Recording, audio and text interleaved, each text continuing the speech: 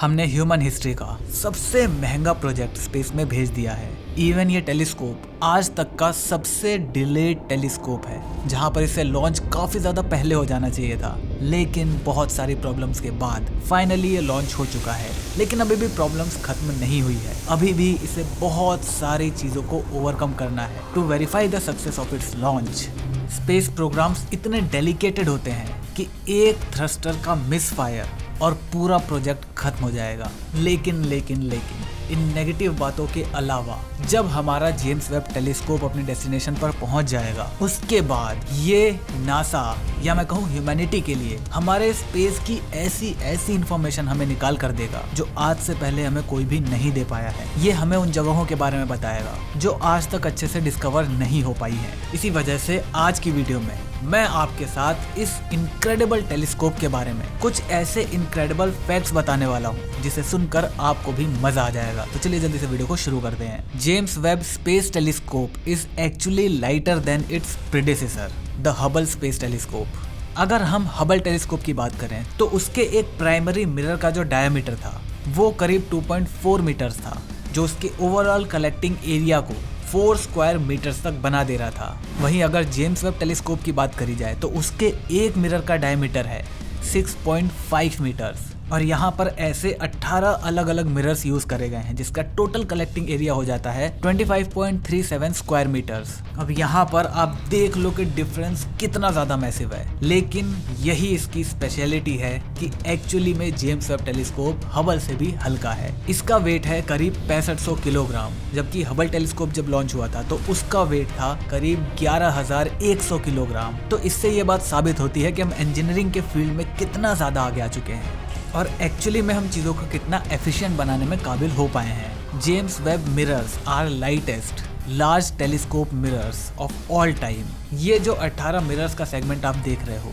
ये सबसे पहले कर्व डिस्क के शेप में बनने वाला था, जिसका टोटल अनुमान वेट लगाया जा रहा था करीब 250 किलो। लेकिन जब ये कंप्लीट हुआ तो उसके बाद इसका वेट निकल कर आया सिर्फ 21 किलोग्राम। मतलब इंजीनियर्स ने यहाँ पर 92% वेट को कम कर दिया। यहाँ पर इस चीज का सबसे बड़ा श्रेय जाता है इसके हेक्सागोनल शेप को लेकर। इसकी वजह से इस मिरर की फंक्शनैलिटी पर कोई भी असर नहीं पड़ा, सिर्फ वेट पर पड़ा। इसके वेट को कम करने पर सेफ्टी के अंदर कोई भी इशू हमें देखने को नहीं मिला। जैसे इसके लॉन्च के दौरान जो इस मिरर पर स्ट्रेस पड़ने वाला था, उसकी वजह से ये ब्रेक हो सकते थे क्योंकि यहाँ पर इतना हल्का है ये, लेकिन वो चीज़ नहीं हुई। यहाँ पर इवन स्पेस में अलग अलग ब्रूटल एनवायरनमेंट के अंदर भी इसके अंदर अगर कोई वाइब्रेशन या टेंशन पैदा होती है तो इसकी वजह से भी ये नहीं टूटेंगे, ऐसा इंश्योर करा गया है। इवन ये unexpected number and speed of micro meteorites को इम्पैक्ट को भी आसानी से झेल सकते हैं, और ये इतने मूवेबल हैं, इतने फंक्शनल हैं कि ये अपने शेप को छोटे से छोटा कर सकते हैं, और जब इन्हें प्रॉपर फंक्शन में आना है तब ये अपने एक्चुअल साइज में आ जाएंगे। जैसा कि आप यहाँ पर देख सकते हो, ये 18 के 18 मिरर्स एक साथ जब खुल जाएंगे तो ये एज ए सिंगल मिरर की तरह काम करना शुरू कर देंगे, और इनके बीच का जो गैप है वो 18 से 20 नैनोमीटर तक का ही है, जो कि आज के टाइम तक सबसे बेस्ट प्रिसीजन है। ये आपको गोल्ड कलर का दिख रहा होगा, लेकिन ये मिरर्स एक्चुअली में बेरिलियम के बने हुए हैं। हाँ, यहाँ पर आपको गोल्ड दिख रहा है तो गोल्ड है, लेकिन इमेजिन करो कि इतना बड़ा स्ट्रक्चर पूरा गोल्ड से बनाना वो कितना ज्यादा कॉस्टली हो जाता। खैर, कॉस्ट की तो बात यहाँ पर नहीं है, लेकिन जो डेंसिटी है वो भी गोल्ड की इतनी ज्यादा नहीं होती, और गोल्ड की जो प्रॉपर्टी होती है वो इसके शेप को बनाए रखने में भी इसकी मदद नहीं करेगी। Even at very low temperatures gold expand और कॉन्ट्रैक्ट बहुत ज्यादा होता है। इवन टेम्परेचर बहुत ही कम चेंज होगा उसके बावजूद भी। तो इन्हीं सारी कमियों की वजह से यहाँ पर गोल्ड को नहीं चुना गया।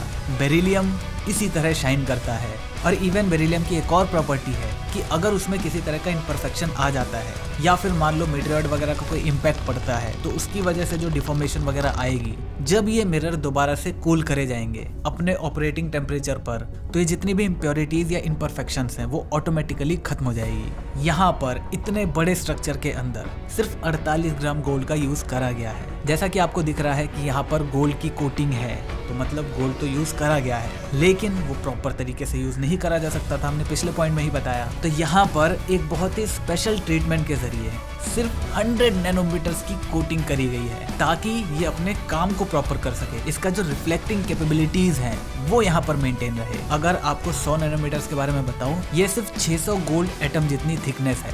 गोल्ड के एटम्स को हम अपनी आंखों से देख भी नहीं सकते और यहाँ पर इनकी थिकनेस 600 गोल्ड एटम की है। मतलब सोच लो कितना ज्यादा प्रिसीजन का काम है ये। अगला फैक्ट ये है कि जब ये आउट ऑफ फ्यूल हो जाएगा तब ये हमारे किसी भी काम का नहीं रहेगा। हबल टेलीस्कोप की अगर हम बात करें तो वहां पर 4 सर्विसिंग मिशंस भेजे जा चुके थे और वो आज मोर देन 3 फुल डेकेड्स के बाद भी अच्छे से काम कर रहा था। लेकिन जेम्स वेब टेलीस्कोप में हर एक छोटे से मूवमेंट के लिए फ्यूल का इस्तेमाल करना पड़ेगा। जैसे फॉर एग्जांपल अपने आप को करेक्ट करने के लिए ताकि वो L2 लैग्रेंज की डेस्टिनेशन तक पहुंच सके। उसके बाद एक बार वो वहां पर पहुंच गया तो भी उसे टाइम पर अपने आप को ऑर्बिट के लिए करेक्ट करना पड़ेगा ताकि वो उस L2 ऑर्बिट में लगातार घूमता रह सके। और तीसरा फ्यूल का इस्तेमाल वहां पर पड़ेगा जब उसे अपने आप को ओरिएंट करना पड़ेगा उस डायरेक्शन में जहां पर साइंटिस्ट किसी चीज को देखना चाहते हैं। तो ऐसे सारे मूवमेंट्स के लिए उसे फ्यूल की रिक्वायरमेंट पड़ेगी और हमें पता है कि हमने उसके अंदर एक लिमिटेड अमाउंट ऑफ फ्यूल ही भरा है। तो अगर सब कुछ सही रहता है, अगर हमारा लॉन्च बिल्कुल प्रिसाइज है जहां पर इसको